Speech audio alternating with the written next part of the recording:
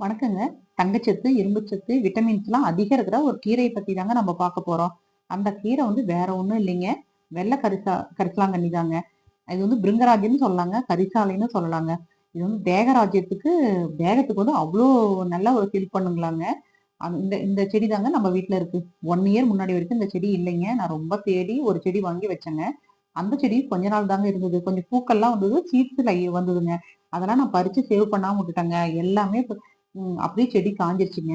சரி செடி போயிடுச்சுன்னு நெனச்சுட்டு இருக்கும்போதுங்க, திடீர்னு வந்து இந்த இந்த டைம் வந்து ஒரு செடி அதுல மொளச்சதுங்க அந்த பாட்ல.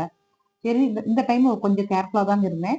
நல்லா செடியுமே நல்லா கொஞ்சம் பெருசாயிடுச்சுங்க. பூக்களும் நெறைய விட்டது. இப்ப விதையும் நெறைய விட்டுருக்குங்க. அந்த விதைகள எடுத்து இந்த தடவ வந்து நானு ரொம்ப கேர்ஃபுல்லா எல்லா இடமும் போட்டு வளர்த்துக்கலான்னு நெனச்சுட்டு இருந்தேங்க.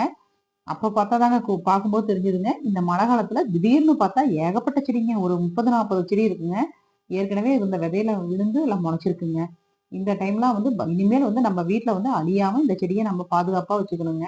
ஏன்னா இது கல்லீரலுக்கும் ரொம்ப நல்லதுங்க. பிரெயினுக்கு நல்லதுங்க.